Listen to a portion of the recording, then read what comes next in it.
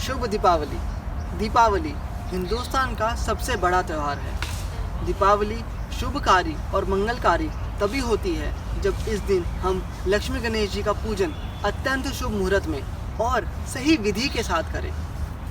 सही विधि क्या है और इस विधि में कौन कौन सी सामग्रियों का इस्तेमाल किया जाता है, यह मैं आज इस वीडियो में आपको विस्तार पूर्वक बताने वाला हूँ। इसके साथ साथ मैं ये भी बताऊँगा कि दीपावली के दिन लक्ष्मी गणेश जी के साथ साथ किन देवी देवताओं का पूजन अर्चन करना सबसे उत्तम और शुभकारी माना जाता है, और यही विधि है दीपावली के दिन लक्ष्मी गणेश जी का पूजन करने के लिए। मैं हूँ ईशान गौतम और आप देख रहे हैं वैदिक ज्ञान। फटाफट से आप एक पेन ले लें और एक नोटबुक ले लें, क्योंकि मैं सबसे पहले आपको बताने वाला हूँ कि कौन कौन सी चीज़ों का इस्तेमाल हम इस पूजन विधि में करने वाले हैं। रोली, मूली यानी कलावा, लौंग, इलायची, सुपारी, पान के पत्ते, गंगा जल, सादा जल, केवड़ा, दूध, दही, शहद, घी, शक्कर, हल्दी की गांठ, कोड़ी, सिक्का, दूर्वा, चंदन का इत्र, शरीफा, खील पताशे, मिठाई, फल, फूल, केसर, एक बड़ी थाली, लाल कपड़ा, दिए, रुई और लक्ष्मी गणेश जी का जोड़ा। इसके साथ साथ जो भी सामान आपने धनतेरस के दिन खरीदा है, वह सब भी सामान पूजन की जगह पे आसपास रख दिया जाता है। अगर आपने कोई नई चांदी का सामान रखा है तो वो भी आप वहीं पर रख लें। चांदी का सिक्का खरीदा है तो वो भी इस पूजन में इस्तेमाल किया जाएगा।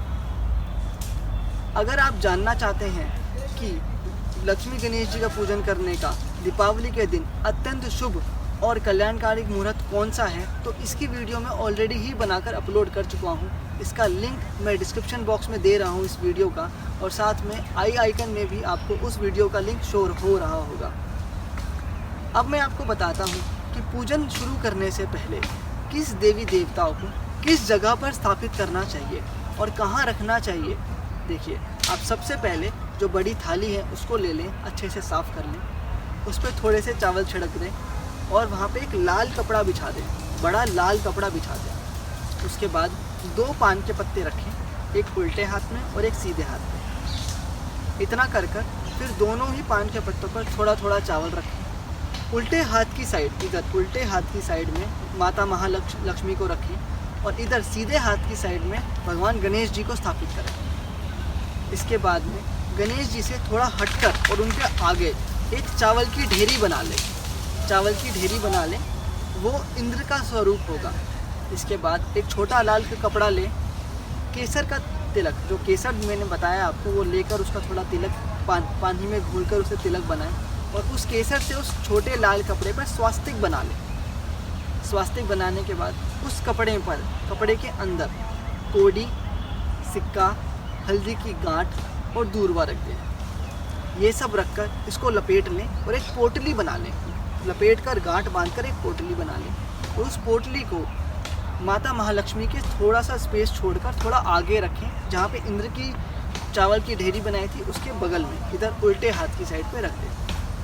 इसके साथ नई नोटबुक लेनी है और एक नया काला पेन लेना है। इन दोनों चीज़ों को साथ थाली के बराबर में सीधे हाथ पर रख दें। जो नई नोटबुक है वो माता महासरस्वती का स्वरूप है और जो काला पेन है वो माता महाकाली का स्वरूप है। दीपावली के दिन लक्ष्मी गणेश जी के साथ साथ कुबेर, इंद्र, माता महाकाली और माता महासरस्वती का पूजन करना बहुत ही आवश्यक होता है। अगर आप यह पूजन अपनी दुकान में या अपने ऑफिस में कर रहे हैं और वहाँ पर आप तराजू यानी वेइंग बैलेंस इस्तेमाल करते हैं, तो उसको भी अपने उल्टे हाथ की साइड पर रख लें, क्योंकि उसका भी पूजन इस दिन किया जाता है। अब मैं आपको बताता हूँ पूजन की विधि। देखिए, जो पूजन है वो 4 हिस्सों में बटा हुआ है। सबसे पहले आवाहन, कि हम उनको बुला रहे हैं, फिर उनका पूजन अर्चन, उसके बाद उनसे प्रार्थना और उनका ध्यान। ये 4 पार्ट हैं किसी भी देवी देवता का पूजन अर्चन करने के लिए। आवाहन करने के लिए आप हाथ में थोड़े से फूल और चावल ले लें और उस देवता का ध्यान करें और आवाहन कर कर फूल और चावल उन पर चढ़ा दें। जैसे कि सबसे पहले गणेश जी का आवाहन होगा, उसके बाद माता महालक्ष्मी का, और इसी तरह से इसी ऑर्डर में पूजन होगा।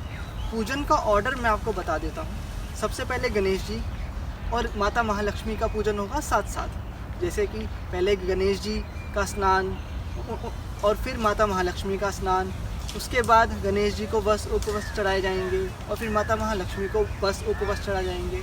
इसी ऑर्डर में पूजन अर्चन होगा। गणेश जी और माता महालक्ष्मी का पूजन के बाद पूजन होगा इंद्र का। इंद्र के पूजन के बाद कुबेर का। कुबेर के पूजन के बाद नोटबुक और काले पेन का। इसके बाद जो तुला है आपका, यानी जो तराजू है, जो वेइंग बैलेंस है, उसका पूजन होगा। ठीक। पूजन 2 तरीके से किया जा सकता है, पंचोपचार और षोडशोपचार। पंचोपचार में क्या होता है कि हम स्नान कराते हैं पहले, फिर वस्त्र उपवस्त्र मतलब जो मोली है उसको 2 पार्ट में तोड़कर चढ़ाया जाता है, वो वस्त्र उपवस्त्र। इसके बाद में उनको तिलक किया जाता है और चावल लगाए जाते हैं। उसके बाद मिठाई चढ़ाई जाती है और फल चढ़ाए जाते हैं। उसके बाद में हाथ जोड़कर प्रार्थना की जाती है और ध्यान किया जाता है। षोडश उपचार में सबसे पहले स्नान होता है, और जो स्नान होता है वह पंचगव्यों से होता है। जैसे कि पहले दूध से, फिर दही से, फिर घी से, फिर शहद से और फिर शक्कर से। इस स्नान के बाद में उनको वस्त्र उपवस्त्र चढ़ाए जाते हैं, तिलक किया जाता है, चावल चढ़ाए जाते हैं।